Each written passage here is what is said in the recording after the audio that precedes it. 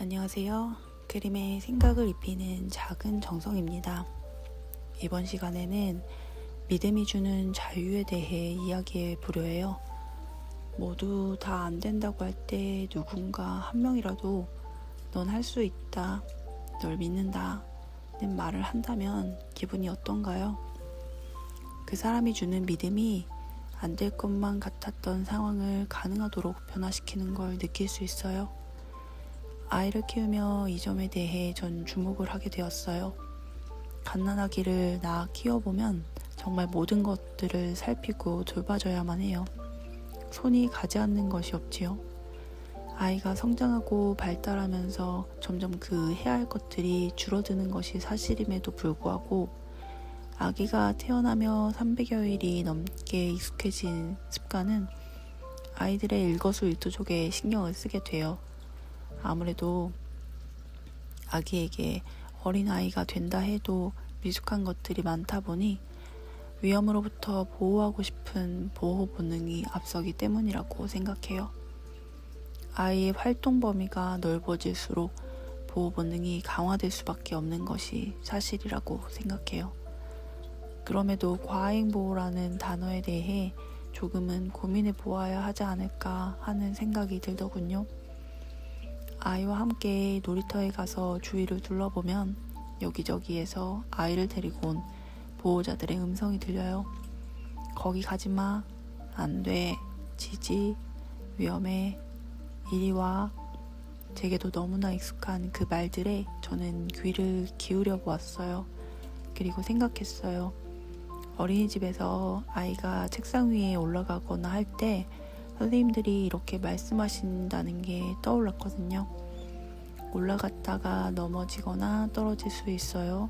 아래에서 놀도록 해요. 일반적으로 올라가지 마라는 부정적인 말을 하기 쉽다 생각했는데 똑같은 의미를 가진 말을 풀어서 반대로 이야기하는 모습을 보았지요. 교육을 하는 분들은 다르긴 다르더라고요. 무언가를 배우고 그것이 익숙해지는데 시간이 꽤나 걸려요. 저도 제가 살아오고 길러진 방식대로 바로 입에서 튀어나오고 금방 해결될 듯한 부정적인 말들을 하는 것이 확실히 쉬워요. 그럼에도 한 번 더 생각해 보게 되었어요. 왜냐면 하지마 라는 어른들의 말이 빈번해질수록 그 말에 약발이 떨어지고 아이들은 그 말을 무시하며 자신의 생각대로 행동하는 것을 많이 목격하게 되었거든요. 대신 아이의 입장을 이해하며 내 의견을 정확히 전달하는 것이 중요하다는 걸 배우게 되었어요. 그 과정이 솔직히 쉽지 않더라고요. 하지 마를 외치는 것이 훨씬 쉽다는 걸 저도 알아요. 그럼에도 소중한 자녀이니 분명 우리의 좋은 관계를 위해 노력해야 한다는 생각이 들었어요. 이런 생각을 하게 된 계기로는 긍정의 훈육이라는 책을 통해서예요. 시중에 나와 있는 국내 육아서와 달리 쉽게 읽히지 않고 글이 참 많아요. 상황을 자세히 설명하다 보니 아무래도 내용이 방대하고 읽을 것들이 많더라고요. 개인적으로 읽기 어려운 책 중에 하나였어요. 몇 번을 반복해서 읽을 수밖에 없었어요. 그럼에도 1권, 2권은 밑줄을 쳐가며 육아로 마음이 지칠 때마다 들여다봤어요. 내가 지금 할 수 있는 것이 무엇인지 알고 싶었었죠. 제겐 참 많은 도움이 된 책이에요. 얼마 전 3권인 청소년 편을 읽었어요. 만 9세부터 청소년이라고 하더라고요. 아직 저희 아이는 청소년은 아니지만 몇 년 안에 청소년이 될 아이와 어떻게 지내야 할지 궁금한 마음에 먼저 읽게 되었어요. 지금 아이와 저와의 관계를 생각하면 아이의 사춘기도 우리는 잘 지낼 수 있을 것만 같은 자신감이 있어요. 물론 지나봐야 정확히 말할 수 있겠지만 학령기에 들어간 아이와 대화를 나누며 서로를 존중하는 마음을 담아 하루를 살아가다 보니 저도 모르게 자신감이 생기더군요. 주말이면 좋아하는 TV 앞에서 유튜브를 신청하며 패드로 게임을 하는 평범한 아이예요. 방학이 시작되며 함께 하루에 해야 할 일을 체크리스트로 만들어 냉장고에 붙였고, 아이는 평일이면 함께 만든 체크리스트에 할 일들을 스스로 확인하고 실천해요. 그리고는 체크를 하지요.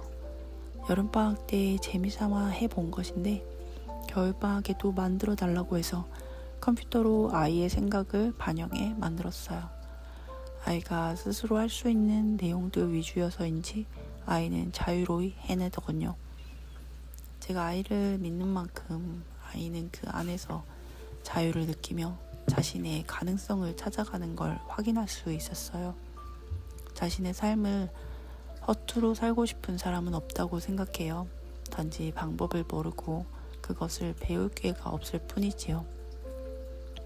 주변에 가르침이 필요한 존재가 보인다면 따스한 눈빛으로 나는 너를 믿는다는 마음을 전해보시길 바래요. 전자레인지에 3분 누르면 완성되는 햇반처럼 바로 변하진 않아요.